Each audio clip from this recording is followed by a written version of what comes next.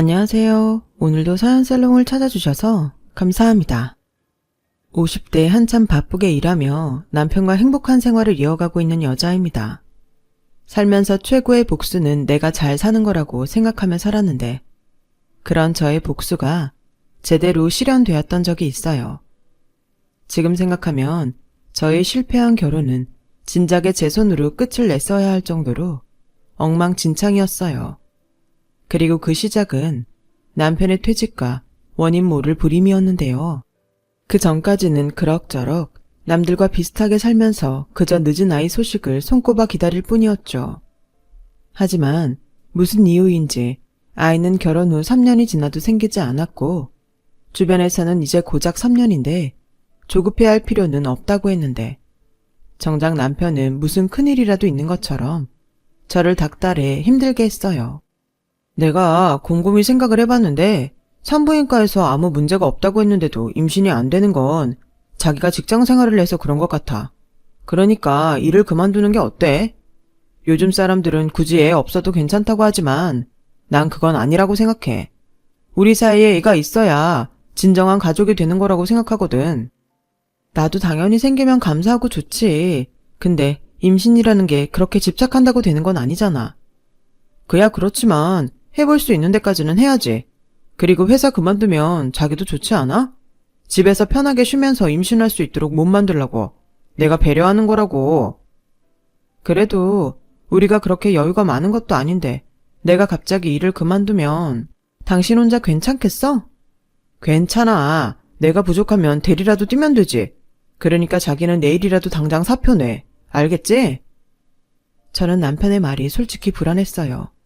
하지만 그때 당시 제 나이가 35을 넘어가고 있었고 산부인과에서는 저에게 당장 오늘 임신을 해도 저는 고령 임산부라고 해서 우선은 남편 말대로 아이를 갖는 건 우선으로 하기로 했어요. 하지만 1년이 지나고 3년이 지나도 임신이 되지 않았어요. 그리고 횟수가 지날수록 저는 남편 눈치를 보게 되었고 남편은 점점 저에게서 멀어지기 시작했죠. 그리고 설상가상으로 마음을 잡지 못한 남편이 40 가까이 된 나이에 회사에서 불미스러운 일로 잘리게 되었고 1년간 재취업을 하려 백방으로 뛰어다녔는데 워낙 업계가 좁다 보니 남편의 재취업은 저의 임신만큼이나 어려웠어요. 상황이 그렇다 보니 양가 어른들의 고민도 깊어졌고 어쩔 수 없는 궁여지책으로 남편에게 식당을 하자고 말했는데요. 당신이 무슨 음식 솜씨가 뛰어나다고 식당을 하재. 그리고 그럼 우리 아이 갖는 건 포기하자는 거야? 식당 일이 얼마나 바쁘고 어려운 일인지 알아? 재고 관리해야지, 손님 상대해야지, 음식 단가 맞춰야지. 난 자신 없어. 그럼 어떡해? 이렇게 있다가는 당신 퇴직금이랑 우리 적금 부어놓은 거 다 쓰고 없어질 텐데 뭐라도 해야 할 거 아냐. 아, 몰라. 어떻게 된 게 남들은 결혼하고 안정이 생겨서 일이 더 잘 된다고 하던데 난 어째 거꾸로 가는 것 같아. 아무것도 하기 싫어. 지금 그 소리 일부러 나 들으라고 하는 소리야? 그러니까 나 만나고 힘들어졌다. 뭐 그런 말이냐고. 알아들었으면 됐지 뭘 물어. 난 당분간 좀 쉬고 싶어. 할 줄 아는 건 영업일밖에 없는데. 아, 나도 지친다. 그러니까 식당을 하든 뭘 하든 혼자 해. 아니, 사람이 원래 이렇게 무책임했어? 그래놓고 나 때문이라고? 뭘 하든 같이 살 생각을 해야 하잖아. 저는 정말 속상했어요. 원래 연애할 땐 그런 사람이 아니었거든요. 물론 남자들 결혼 전엔 다 그렇다고 결혼 후가 진짜라고 하지만 저는 남편을 참 많이 좋아했기에 변해버린 남편을 보는 게 더 힘들었어요. 솔직히 그때부터는 임신도 저에겐 그다지 중요하지 않았고 당장 먹고 살아야 하니까 저는 우선 할 수 있는 일을 찾아야만 했죠. 그렇게 닥치는 대로 써주는 곳에서 일을 했어요. 식당에서 서빙도 하고 마트에서 판촉일도 했죠. 그리고 처음엔 무작정 생각했던 식당 일을 본격적으로 생각하게 됐어요. 직장을 그만두고 그래도 제가 집에서 하면서 좋아했던 일이 음식 만드는 거였거든요. 그래서 일하는 틈틈이 한식과 양식 조리사 자격증을 공부했고 2년 만에 자격증을 땄는데요. 그렇게 저는 식당을 차리기 위한 준비를 해갔어요. 그리고 어째 시간이 지나면 지날수록 일할 의욕을 잃어가는 남편을 어떻게든 일어설 수 있게 하고 싶었는데, 그래서 남편의 퇴직금으로 차리는 가게인 만큼 남편 명의로 작은 식당을 오픈하게 되었죠. 당신이 하도 성화를 부려서 하긴 하지만 나한테 일 시킬 생각은 하지 마. 알겠어? 여기 사장은 내가 아니라 당신이야. 주방 일은 내가 도맡아서 할 테니 당신은 홀에서 음식 서빙이랑 계산하고 청소도 해야지. 뭐? 사장이라고 해놓고 지금 그런 잡일을 나더러 하라는 거야? 그럼 어떡해. 우리 형편에 직원을 쓸 수도 없는데. 그리고 당신도 하다 보면 일도 손에 익을 거고 돈 버는 재미에 잘할 수 있어. 당신 영업하면서 사람 상대하는 거 잘하잖아. 내가 왜 잘렸는지 몰라서 그런 말 하는 거야? 그놈의 사람 때문이잖아. 아, 몰라. 장사가 얼마나 잘 될지 모르지만 당신이 하자고 한 거니까 당신이 알아서 해. 대신 카운터에는 앉아 있을게. 참 한심하죠. 나이가 몇인데 저런 소리를 하는지. 그런데 그때는 저도 참 한심했어요. 제가 열심히 하면 남편도 따라올 거라고 생각했거든요. 그렇게 장사를 시작한 지 한 달이 지났어요. 그리고 생각보다 점심 장사도 저녁 장사도 시원치 않아 저는 당황할 수밖에 없었는데, 무슨 자신감인지 저는 식당을 시작만 하면 그래도 우리 두 식구 걱정 없이 살 정도는 될 거라고 믿었던 게 문제였어요. 제가 너무 식당을 만만하게 생각한 거였죠. 그래서 그 뒤엔 무엇이 문제인지 생각하고 또 생각했어요. 규모는 작았지만 나름 직장인들이 많이 모인 빌딩 상가라 제대로 홍보할 생각을 하지 않았는데, 그 이유인가 싶어 전단지를 만들어 뒤늦게 홍보에 열을 올렸는데, 그렇게 발로 뛰다 보니 알게 된 사실이 하나 있었어요. 기존에 있는 식당들이 맛도 맛이지만 직장인들 주머니를 생각해 가격을 많이 낮추고 있더라고요. 게다가 그런 가격인데도 반찬이며 메인 음식이 꽤 잘 나왔는데, 이러니 저희 가게는 경쟁력이 떨어질 수밖에 없었다는 사실을 알게 되었어요. 그런데요, 아무리 머리를 굴리고 계산기를 두드려도 그 가격에 그 단가는 나오지 않더군요. 무슨 요술방망이라도 있는 것도 아닐 텐데 답답하기만 하더라고요. 그리고 사람 마음이 다 그런 건지 어떻게든 장사를 해보겠다고 발을 동동거리는 저와, 반면 자기 일 아니라는 듯 카운터에서 태평하게 TV만 보는 남편을 보니 부하가 치밀었고, 그렇게 매일을 다투기만 했어요. 아니, 난 속이 타서 죽겠는데 어떻게 자기는 TV만 보고 있어? 왜 가만히 있는 나한테 시비야? 그러게 내가 식당 아무나 하는 거 아니라고 했잖아. 지금이라도 보증금이라도 챙기게 접어. 접자고? 그럼 무슨 대책이라도 있어? 당신이 다시 어디 취직이라도 할 거냐고. 너 말 이상하게 한다. 지금 나더러 돈 못 벌어온다고 바가지 긁는 거야? 벌 생각도 없으면서 무책임한 소리나 하니까 그렇지. 그래놓고 나더러 애를 가지라고? 지금은 애가 없는 게 천만 다행이야. 너 말 잘했다. 만약에 우리 사이에 애가 있었다면 나도 이렇게 손 놓고 있지는 않았을 거야. 애 생각해서 무슨 일이라도 했겠지. 근데 지금은 그럴 이유가 없잖아. 내가 널 위해서 밖에서 쎄 빠지게 일해야 해? 저는 그 순간 남편에 대해 갖고 있던 모든 감정을 내려놓았어요. 그래도 남편이라고 측은하게 생각했던 마음이 많았는데 그런 마음조차 아깝다는 생각이 들더라고요. 그래서 어쩔 수 없이 저는 얼굴에 철판을 깔고 동네에서 장사가 제일 잘 된다는 식당을 무작정 찾아갔어요. 그리고 다짜고짜 무릎을 꿇고 도와달라고 사정을 했어요. 어머, 이봐요. 지금 남의 식당에서 뭐 하는 거예요? 포자하니 새로 오픈한 식당 주인 같은데 이건 아니지. 경찰에 영업방해로 신고하기 전에 나가요. 제발 도와주세요. 저 식당 문 닫으면 길바닥에 나 앉아야 해요. 저한테는 지금 식당에 유일하게 목구멍에 풀칠할 수 있는 희망이에요. 아니, 희망이나 마나 왜 그런 소리를 여기서 하냐고요. 나하고 무슨 상관이라고. 그리고 염치가 있어야지. 나 이 동네에서만 20년 넘었는데 그런 내 노하우를 식당 연지 한 달밖에 안 된 당신한테 알려줄 것 같아요? 그러다 손님 뺏기면 누구 손해인데. 정말 죄송합니다. 저도 오죽절박하면 여기까지 와서 이런 부탁을 하겠어요. 저 그냥 남편이랑 둘이 먹고 살 만큼만 벌면 돼요. 욕심 없어요. 와서 일 거들라고 하면 매일 와서 일도 거들게요.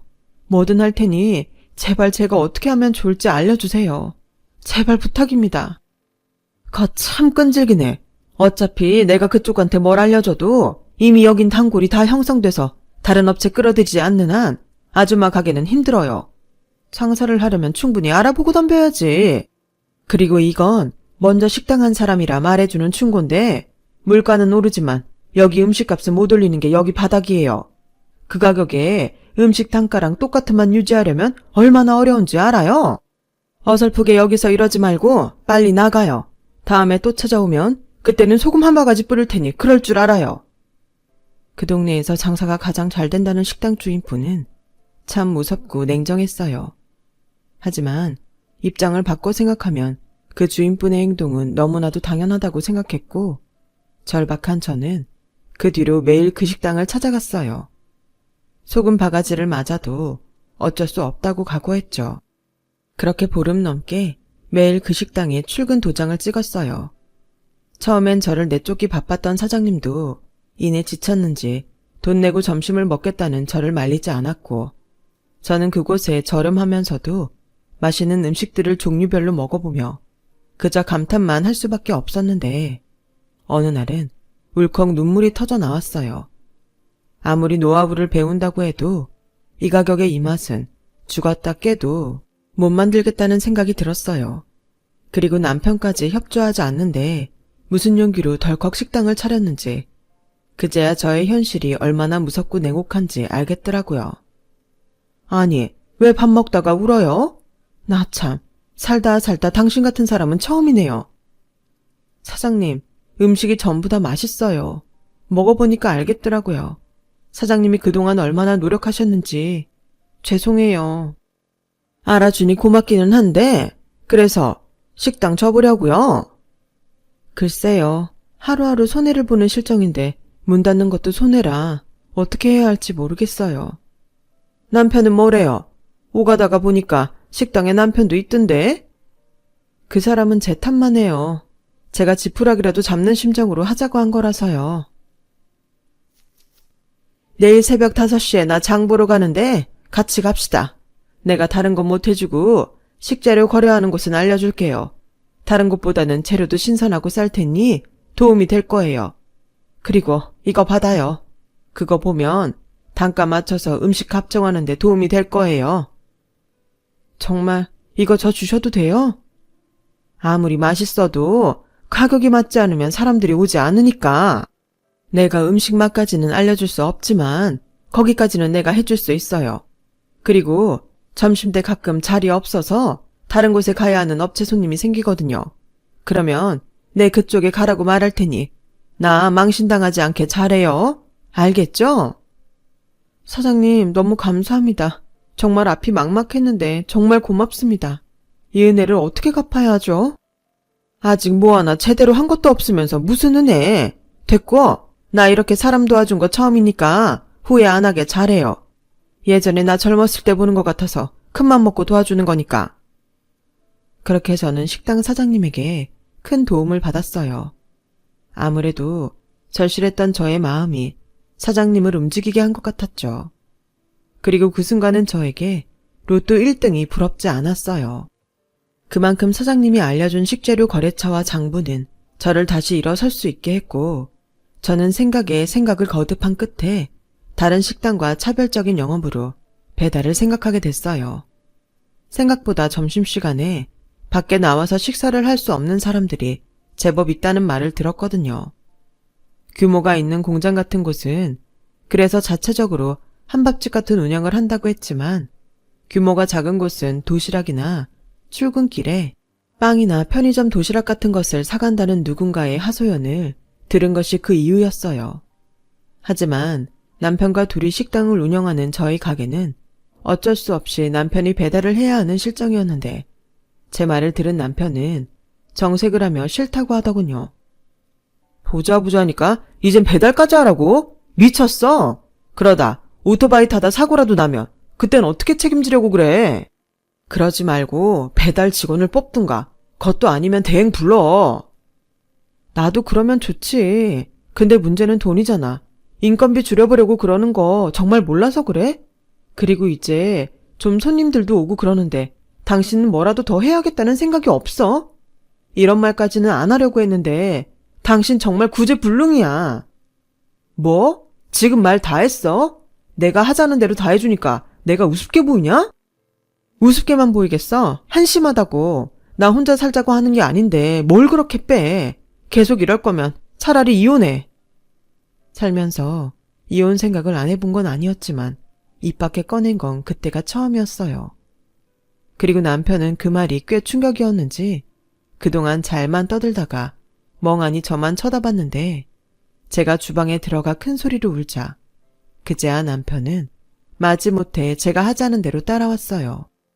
그리고 정말 감사하게도 저의 예상은 맞아떨어졌고 초반에 홍보 차원에서 무상으로 점심 배달을 해준 업체들이 줄줄이 저희 식당과 계약을 하자고 하는데 가격도 가격이고 음식 맛이 좋다며 오히려 저에게 고맙다며 이런 식당이 그동안 간절했다고 하더라고요. 덕분에 저는 평일은 거의 잠도 못 자고 새벽부터 장을 보고 음식하느라 그야말로 행복한 비명을 지르게 되었는데요. 도저히 저 혼자는 감당이 되지 않았어요. 그래서 고민 끝에 주방 직원, 홀 직원을 각각 한 명씩을 뽑게 되었고 식당은 제가 꿈꾸던 대로 나날이 매출이 올라가더군요. 그렇게 오로지 식당만 생각하며 살다 보니 7년이란 시간이 흘렀어요.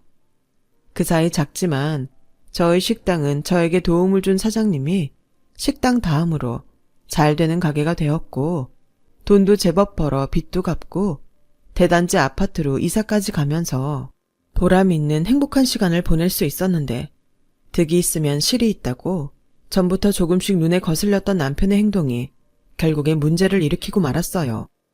에란씨, 그렇게 일만 하지 말고 여기 와서 좀 쉬어요. 내가 커피도 타왔어요. 프림 둘, 설탕 둘 맞죠? 아직 점심때 되려면 멀었는데 뭘 지금부터 그렇게 열심히 하고 그래요. 내가 사장인데 안 그래도 돼요. 어차피 음식은 주방에서 하는 거니까. 에이, 사장님은 참. 저 그러다 사모님한테 걸리면 또 혼나요. 저번에도 주신 커피 마시다가 얼마나 혼났다고요. 뭐라고요? 그런 일이 있었어요? 이 사람이 정말 안 되겠네. 요즘이 어떤 세상인데. 요즘은 직원이 왕인 것도 모르나? 하기사, 주구장창 음식만 만드는 무식한 여자가 뭘 알겠어요. 아유, 내 신세야. 사장님, 그만하세요. 그리고 농담이 아니고 정말로 제가 봐도 사장님이 좀 아깝기는 해요. 어쩌다가 사모님 같은 억척스러운 여자를 만났어요? 여자가 봐도 너무 매력 없는데. 그러게요. 내 눈이 삐었죠. 이렇게 예쁜 에란씨 같은 여자를 만났으면 얼마나 좋았을까요? 사장님도 참, 지금 저 꼬시는 거예요? 꼬시면 넘어오긴 하고요. 그럼 내가 100번 1000번이라도 꼬시지. 그리고 우리 집 마누라가 하는 소리 귀담아 들을 필요 없어요. 눈치 볼 것도 없고. 내가 사장인데 지가 뭐라고 우리 에란씨한테 그래? 정말요? 그럼 저 월급 좀 올려주시면 안 돼요? 요즘 물가가 얼마나 비싼데 제가 받는 월급 갖고서는 너무 빠듯해요. 다 먹고 살려고 하는 일인데 이러다간 월급 더 많이 주는 곳으로 옮겨야 할 수도 있어요. 뭐라고요? 에이, 그럼 안 되지. 내가 당장 오늘부터 월급 올려줄 테니까 그런 무서운 말 하지 말아요. 얼마가 필요해? 나한테 말만 해. 나 돈 많은 거 알지? 정말 한심해서 제 귀가 다 썩는 줄 알았어요. 그리고 곧장 양손 무겁게 장을 봐서 가게 안으로 들어갔는데 그러자 문제의 직원인 에란 씨가 제 눈치를 보고 자리에서 일어났어요. 잘 논다. 점심때 맞추려면 얼마나 바쁜데 지금 둘이 뭐해? 그리고 내가 밖에서 다 들었는데 누구 마음대로 월급을 올려줘? 에란 씨 하는 일이 뭐가 있는데? 올려주려면 주방에서 일하는 이모님 월급을 올려줘야지. 에란 씨, 내가 전에도 경고했죠? 여긴 술집이 아니고 식당이에요.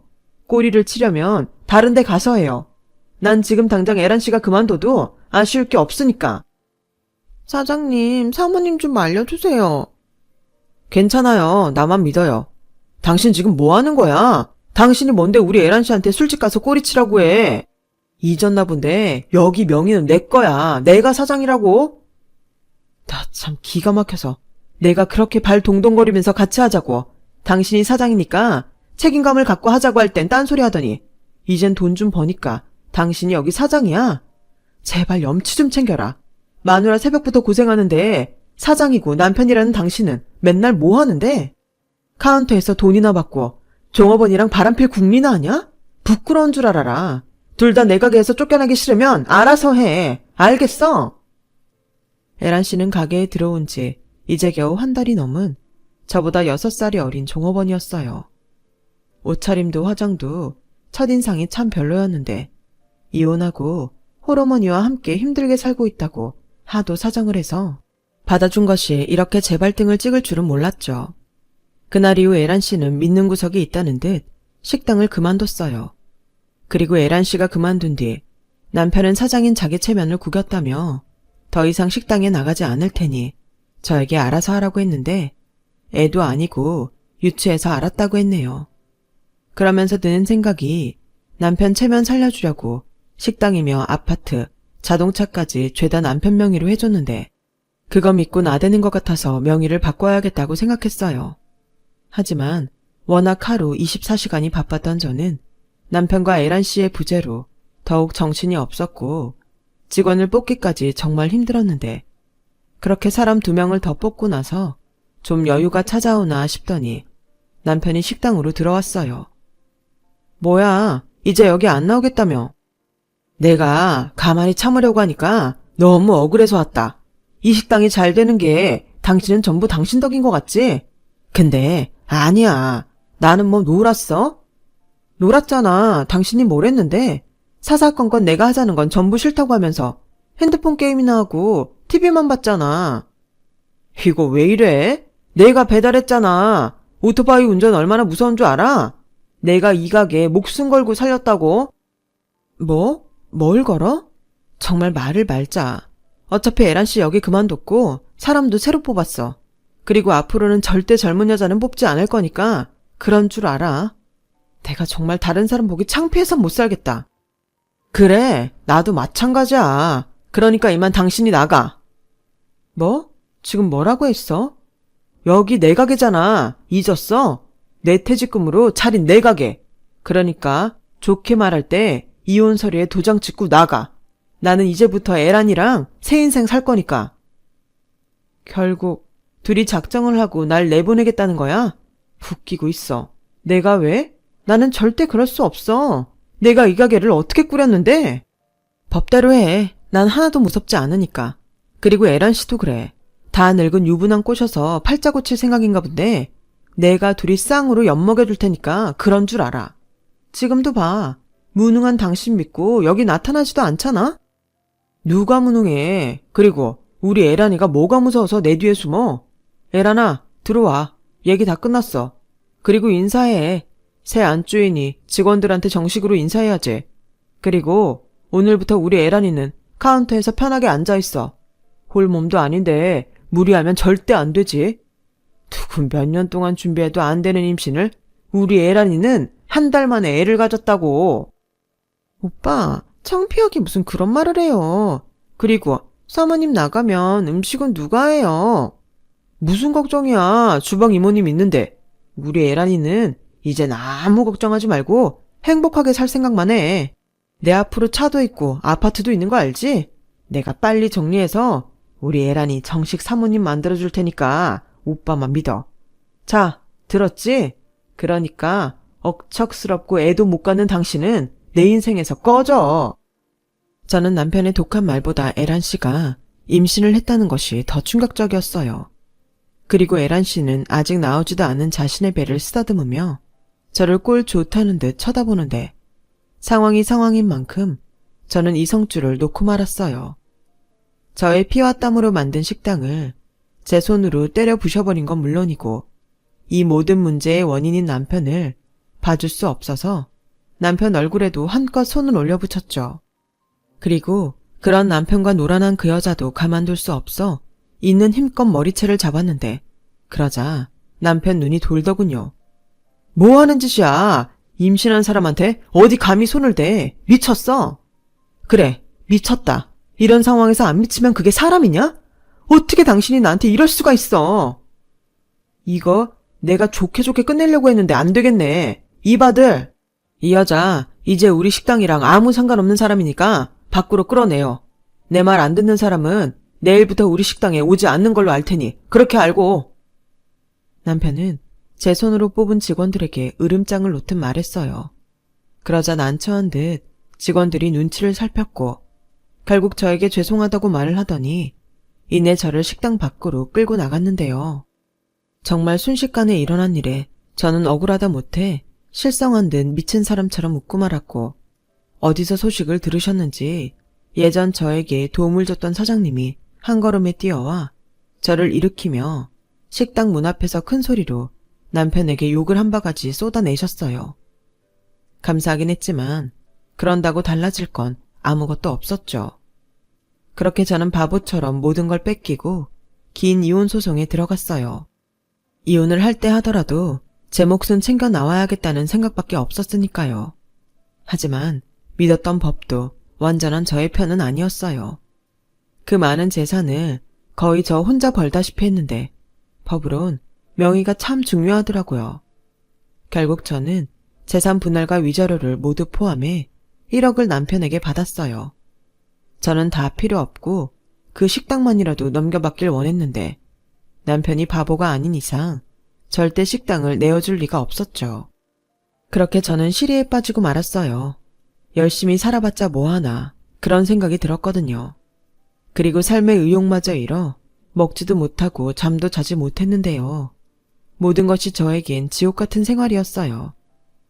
그 사이 남편은 저와는 무관하게 계속 식당 운영을 이어갔고 저를 도와주신 사장님이 저 대신 복수를 하겠다며 소개해준 식자재 업체에 물건을 주지 말라고 하셨다는데 남편이 언제 그쪽 사장과 친분을 쌓았는지 그쪽에서 자기 장사하는 건데 그럴 수 없다고 했나 봐요.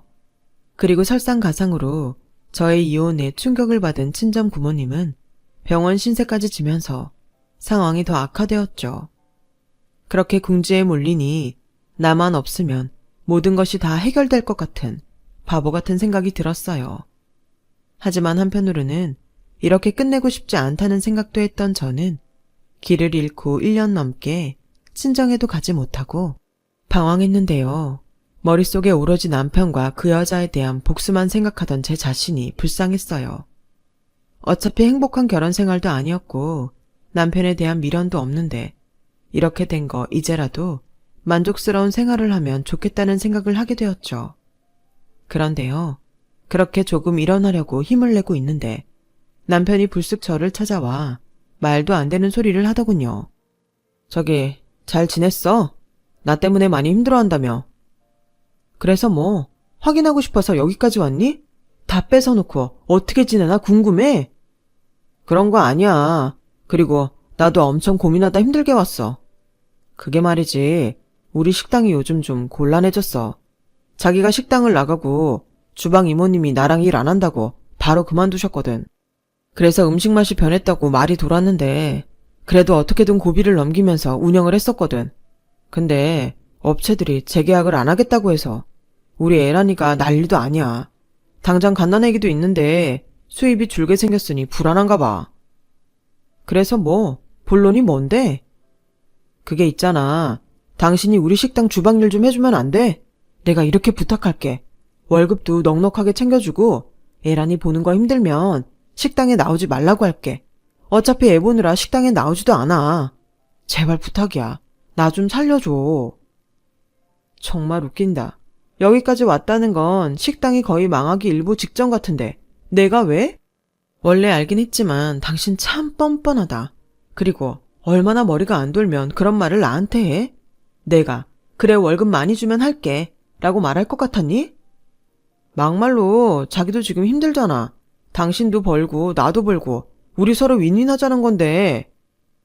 윈윈 같은 소리 하네. 꺼져. 너야말로 내 인생에서 제발 꺼져. 사람이 참 간사하죠. 남편이 힘들어하는 모습을 보니 저는 전에 없던 의욕이 생겼어요. 그리고 보란듯이 잘 살겠다는 각오를 다지게 됐고 저는 고민 끝에 할 줄 아는 건 음식 만드는 일뿐이라 이번엔 한식이 아닌 양식을 처음부터 차근차근 하고 싶었어요. 그래서 프렌치 레스토랑에서 밑바닥부터 일을 시작했는데 처음엔 나이도 많고 경험도 없는 저를 쓰려는 사람이 없어 힘들었지만 이번에도 간절한 저의 마음이 저의 살 길을 열어주었죠. 그리고 뜻밖의 인연도 만나게 되었어요. 제가 늦은 나이만큼 일에 대한 욕심이 많다 보니 그걸 좋게 본 제 또래의 오너 셰프님이 저에게 조금씩 관심을 보이기 시작했거든요. 하지만 남자라면 치를 떨었던 저는 알면서도 셰프님의 마음을 외면했고 나중엔 서로 껄끄러워지면 안 될 것 같아 기회를 틈타 제가 겪은 최악의 결혼 생활을 모두 털어놓게 되었어요. 남자에 대한 기대도 없고 한 번 당한 배신이 트라우마가 되어 더는 누구도 만나고 싶지 않다고요. 저는 일만 열심히 하고 싶다고 말했는데 제 말을 모두 들은 셰프님은 그저 알겠다고 하셨어요. 그리고는 걱정했던 것과 달리 예전처럼 저를 똑같이 대해주셨는데 제가 하나라도 더 배우고 싶어 한다는 걸 아는 셰프님이 먼저 퇴근 후 재료 손질과 음식 만드는 법 등을 차근차근 알려주셨어요. 참 고맙기도 하고 또 죄송하기도 했던 순간이라 저도 모르게 툭 하고 어떤 말이 나갔는데 그 말이 불러온 파장은 제 인생을 조금씩 바꿔놓았어요. 저기 셰프님, 궁금한 게 있어요. 뭔가요? 제가 처음 여기에서 일하고 싶다고 할 때 저 왜 뽑아주셨어요? 다른 가게들은 제가 나이도 많고 경험도 없어서 안 된다고 했는데. 간절해 보였어요. 그리고 명선 씨가 참 일을 좋아하는 사람같이 보였고요. 제가 이래봬도 사람을 잘 봐요. 아, 그러셨구나. 고맙습니다. 이 말을 언젠가 꼭 하고 싶었어요. 그리고 죄송해요. 좋으신 분이라는 거 알아요. 저에겐 차고 넘치는 그런 분이신데. 오늘은 참 이상하네요. 원래 명선 씨가 말이 잘 없는데. 아, 죄송해요. 고맙고 또 죄송해서 그만. 말이 나온 김에 나도 얘기 하나 해도 돼요? 배신당했다고 했죠? 나도 그랬어요.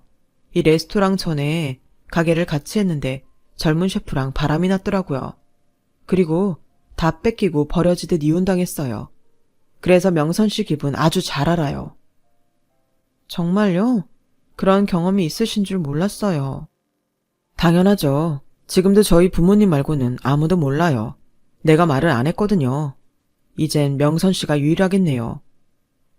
왜 저한테는 그렇게 잘해주세요? 좋아하니까요. 명선 씨가 남자는 질색이라고 해서 더는 손 내밀 수 없지만 좋아하는 마음은 자유잖아요. 저는 지금도 그때의 그 기분을 잊을 수가 없어요. 두 번 다시 내 인생에 남자는 없다고 생각했는데 사람의 마음이 이렇게 줏대가 없다는 걸 그때 처음 알았죠. 그렇게 저는 머리와 가슴이 다르게 살았어요. 자꾸만 셰프님에게 가는 마음을 아닌 척하고 일을 했는데 결국 정신이 딴 데 팔려 그런지 칼에 손이 베이는 사고를 치고 말았고 음식하는 사람이 칼에 손 베이는 일은 그다지 대수롭지 않은 일이라 알아서 응급조치를 하고 있는데 반쯤 넋이 나가서 저를 찾는 셰프님을 보고 더는 이 남자를 밀어낼 수 없겠다는 생각을 하게 됐어요. 그렇게 저는 새로운 인연으로 다시는 없을 것 같은 사랑을 받는 여자가 되었어요. 비밀로 연애를 이어가는데 이게 참 스릴 있고 재밌더라고요. 그리고 직원들이 모두 퇴근한 후 남자친구인 셰프에게 음식 대접을 받을 때는 이 순간이 영원했으면 좋겠다는 꿈을 꾸기도 했었죠. 그렇게 2년의 비밀 연애 끝에 저와 셰프님은 인생에서 두 번째 결혼식을 올렸어요. 그렇게 남편이 된 셰프님에겐 안타깝게도 가족이 미국에 사는 할머니 뿐이셨는데요. 남편이 행복하면 어떤 것도 상관없다며 저에게 가족이 된 걸 환영해 주셨어요. 어찌나 감사한지 저희 부모님도 고맙다며 눈물을 흘리셨네요. 그리고 연애를 하면서도 모르고 있었는데 남편은 집은 물론이고 건물까지 있는 꽤 재력가였고 저에게 이 사실을 알리면 부담스럽다며 도망갈 것 같아 말하지 못했다고 했는데 솔직히 돈 싫어하는 사람이 어딨겠어요. 하지만 얼떨떨한 그 기분은 도무지 숨길 수가 없더군요. 그래도 확실한 건 그 돈은 남편이 힘들게 노력해서 번 돈이라는 것이었어요. 저는 그런 남편의 재력이 아닌 성실함에 또 한 번 반했고 무조건 그 사람에게 도움이 되는 아내가 되고 싶다고 생각했는데 그런 저의 마음이 남편에게 잘 전달이 되었는지 저희 둘은 하루하루가 감사하고 행복하기만 했어요. 그러면서 자연스럽게 전 남편과 있었던 억울함도 보상받듯 떠올리지 않게 되었고 복수 생각도 사라졌는데요. 그렇게 5년이 흐르면서 저와 남편은 늦은 나이였지만 아이까지 낳게 됐어요. 그동안 저는 제가 불임이라고 생각했는데 그게 아니더라고요. 이유가 어쨌든 저는 기다리던 아이 소식에 남편의 권유로 당분간은 일을 쉬고 태교에 전념하기로 했는데 사람의 인연이란 알 수가 없다고 오랜만에 찾은 남편의 레스토랑에서 저는 뜻밖의 사람을 만나게 되었죠. 그 사람은 바로 저를 비참하게 짓밟은 전 남편이었는데 지금의 저의 남편이 일을 하는 레스토랑 건물의 청소를 맡은 인력업체 사람이 되어 있더군요. 자기야, 몸도 힘든데 여기까지 뭐하러 왔어? 집에만 있으니까 너무 답답하고 심심해서. 나도 주방에서 일하면 안 돼? 에이, 지금 입덧 때문에 힘들잖아. 주방은 절대 안 돼. 그럼 나 다른 거라도 할게. 자기한테 도움이 되고 싶어. 뭐야, 자기는 그냥 존재만으로 나한테 도움이 되는 거 정말 몰라? 근데 청소하시는 분 바뀌었네? 먼저 해주시던 분이 퇴직하게 되셨나 봐. 연세도 있으셔서 걱정이었는데 잘 됐지. 저분은 오신 지 얼마 안 됐는데 그럭저럭 일은 잘하셔. 순간 저는 전 남편과 눈이 마주쳤어요. 아무래도 저의 등장과 예상치 못한 저의 모습에 많이 놀란 듯 입이 떡 벌어져서는 사색이 되어 저를 쳐다보는데 이내 자기 꼴이 창피했는지 도망치듯 자리를 피했어요. 그도 그럴 게 저는 남편이 챙겨주는 명품 옷에 명품 가방을 들고 있었지만 전 남편이란 사람은 초라한 청소부 옷차림에 마대자루를 쥐고 있었으니 어찌 보면 자리를 피하고 싶은 마음은 당연한 거였죠. 그런데요, 너무 황급하게 도망을 가서인지 전 남편은 그만 자기가 들고 있는 마대자루를 밟아 미끄러졌는데 하필이면 바로 앞이 계단이라 요란한 소리를 내며 구르는 사고가 나고 말았어요. 그 소리에 놀란 남편과 저는 황당하게도 전 남편을 데리고 병원을 찾았고 그 사람의 가족인 상간녀 에란 씨에게 연락을 하게 되었죠. 상황이 이렇게 된 이상 더는 말하지 않는 것도 웃긴 것 같아서 저는 남편에게 전 남편의 정체를 알리게 됐어요. 그러자 깜짝 놀란 남편은 한동안 아무 말도 없었는데 그 사이 아직 어린 남자아이를 안고 달려온 에란 씨가 저를 보고 귀신이라도 본 듯 놀라더라고요. 남편이 먼저 그 여자에게 다가가더군요. 저희 아내한테 얘기 다 들었어요. 전 남편이 청소 일을 할 줄은 생각도 못한 일이라 저희 건물 청소 일을 맡기게 됐네요. 피차 서로 얼굴 보기 불편할 테니 제가 업체의 말에 근무지를 바꾸도록 하겠습니다. 오늘 병원비는 제가 부담할게요. 골절에 의심된다고 하니 한동안은 고생을 하실 것 같습니다. 그럼 저희는 바빠서 이만 가볼게요. 가자 자기야. 홀몸도 아닌데 자기도 오늘 너무 무리했어. 아니야. 괜찮아. 그리고 오랜만이에요, 에란씨. 그 애가 그때 뱃속에 그 애인가 봐요. 나는 보다시피 덕분에 잘 살고 있어요. 이제 더는 원망하지 않으니까. 부디 저 사람이랑 행복하길 바래요. 지금 뭐 하는 거예요? 사람 놀리는 거예요? 보자하니 남자 잘 만나서 신세 고친 것 같은데 잘난 척 그만해요. 누군 저런 남자 만나고 싶어 만났나? 아, 짜증나. 왜요? 그렇게 좋다고 다 뺏어갈 땐 언제고.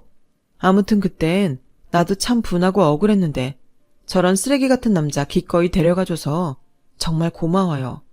그리고 이건 정말 노파심에 하는 말인데 그 아이, 저 사람 아이 맞긴 하죠. 난 여태 내가 불임이라고 생각했는데 아니라는 걸 최근에 알아서요. 기분 나빴다면 미안해요. 이만 가볼게요. 며칠 동안은 일하긴 힘들다고 하는데 옆에서 간호 잘해줘요. 저는 그렇게 보란듯이 말하고 남편이 기다리는 지하 주차장으로 갔어요. 그리고 남편은 뭘 하느라 늦었냐고 묻긴 했지만 서로 이야기로 풀 것이 있어 그랬다고 하니 더는 묻지 않더라고요. 그리고 돌아가는 내내 저의 손을 꼭 잡아줬는데 이런 말 정말 웃기는 거 알지만 저도 남편도 제가 이혼했다는 사실이 그 순간은 얼마나 다행인지 모르겠더라고요. 이렇게 행복한 순간이 제 인생에 있을 거라는 걸 누가 알 수 있었겠어요. 그날 이후 저는 원래도 남편에게 잘하는 아내가 되고 싶었어요. 더욱 발전해서 남편에게 어울리는 사람이 되고 싶다는 꿈을 갖게 됐고요. 비록 태교 때문에 일을 놓고 있었지만 언젠가는 남편과 나란히 레스토랑 하는 꿈을 갖게 됐는데요. 출산 후 예쁜 딸아이를 낳은 저는 저의 꿈을 이루기 위해 육아는 물론 레시피 개발 등을 비롯한 노력을 게을리하지 않았고 제 나이 50을 넘기면서 그토록 바라던 꿈을 이루게 되었어요.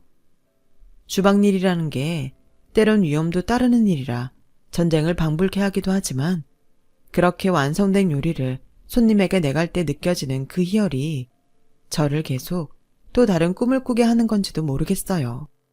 이제와 생각하면 모든 것이 다 거짓말 같아요. 제가 이혼하고 재혼을 하게 된 것도 그렇고 예쁜 딸을 낳고 지금은 한식이 아닌 레스토랑에서 스테이크를 굽고 파스타를 만들다니 그저 신기하기만 하니까요. 그리고 그런 행복에 감사함을 느끼다 보면 어느새 제 인생을 기적처럼 바꿔준 남편이 제 옆에 있다는 것에 새삼 눈물이 날 정도인데요. 간절히 바라건대 늦게 만난 저의 운명과 제가 건강하고 오랫동안 행복할 수 있길 바랄 뿐입니다. 이젠 다시 만날 일이 없길 바라는 전 남편과 상간녀가 제가 모르는 지옥에서 자신들이 저지른 잘못을 뼈저리게 느끼고 후회했으면 좋겠어요. 모든 일엔 인과응보가 따르는 법이라는 걸 이번 기회에 제대로 배울 수 있었으면 해요. 항상 건강하시고 좋은 인연들과 즐겁고 행복한 매일이 되시길 진심으로 기도할게요. 고맙습니다. 여러분, 사연 댓글에 응원과 현명한 조언 부탁드려요. 좋아요와 구독은 저에게 큰 힘이 됩니다. 오늘도 좋은 일 가득하세요.